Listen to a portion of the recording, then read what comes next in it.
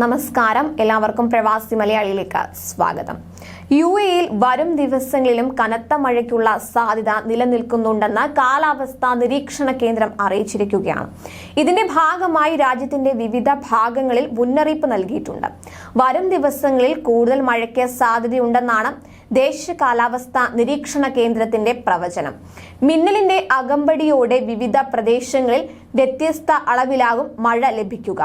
രാജ്യത്തിന്റെ തീരപ്രദേശങ്ങളിലും വടക്കൻ കിഴക്കൻ ഭാഗങ്ങളിലും വെള്ളി, ശനി ദിവസങ്ങളിൽ മിന്നലുണ്ടാകുമെന്നും താപനിലയിൽ കുറവുണ്ടാകുമെന്നും നിരീക്ഷണ കേന്ദ്രം പ്രവചിച്ചിട്ടുണ്ട്.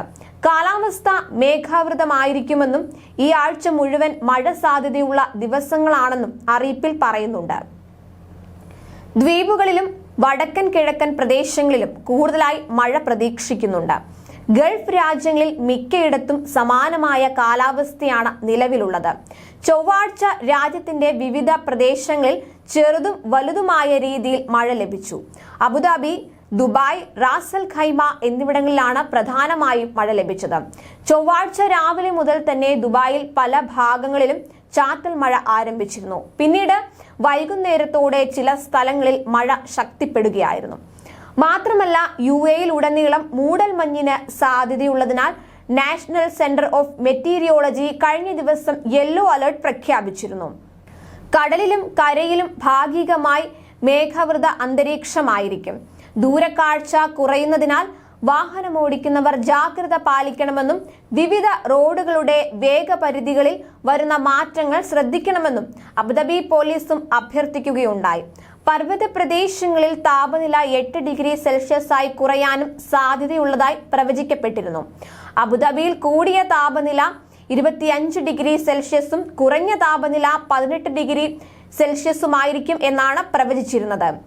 ദുബായിൽ കൂടിയ താപനില 26 ഡിഗ്രി സെൽഷ്യസും കുറഞ്ഞ താപനില 19 ഡിഗ്രി സെൽഷ്യസിലേക്ക് എത്തുമെന്നും മുന്നറിയിപ്പിൽ പറഞ്ഞിരുന്നു. അതേസമയം സൗദിയിൽ മഴ ശക്തമായതോടെ ഒഴുക്കിൽപ്പെട്ട് 2 പേർ മരിച്ചു. മദീനയിൽ വെള്ളക്കെട്ടിൽ കുടുങ്ങിയ വാഹനത്തിലുള്ളവരെ രക്ഷപ്പെടുത്താൻ ശ്രമിക്കുന്നതിനിടെ ഒരാൾ ഒഴുക്കിൽപ്പെട്ടു. മഴ ശക്തമായി തുടരാൻ സാധ്യതയുള്ളതിനാൽ വിവിധ പ്രദേശങ്ങളിൽ നാളെയും വിദ്യാഭ്യാസ സ്ഥാപനങ്ങൾക്ക് അവധി പ്രഖ്യാപിച്ചിട്ടുണ്ട്. രാജ്യത്തിന്റെ വിവിധ ഭാഗങ്ങളിൽ മഴയും മഞ്ഞുവീഴ്ചയും ശക്തമായി തുടരുന്നതിനാൽ വിവിധ പ്രദേശങ്ങളിലെ വിദ്യാഭ്യാസ സ്ഥാപനങ്ങൾക്ക് ബുധനാഴ്ചയും നേരിട്ടുള്ള ക്ലാസുകൾ ഉണ്ടായിരിക്കില്ലെന്ന് അധികൃതർ അറിയിക്കുകയായിരുന്നു. മക്ക, മദീന, ഹായിൽ, തായിഫ്, ജിദ്ദ, മഹദ്, റാബിക്, ഹനഗിയ, ഖുലൈസ് എന്നിവിടങ്ങളിൽ ശക്തമായ മഴയ്ക്ക് സാധ്യതയുള്ളതിനാൽ ഓൺലൈൻ വഴി മാത്രമായിരിക്കും പഠനം നടക്കുക. കൂടുതൽ പ്രവാസി വാർത്തകൾക്കായി ഈ ചാനൽ സബ്സ്ക്രൈബ് ചെയ്യുക.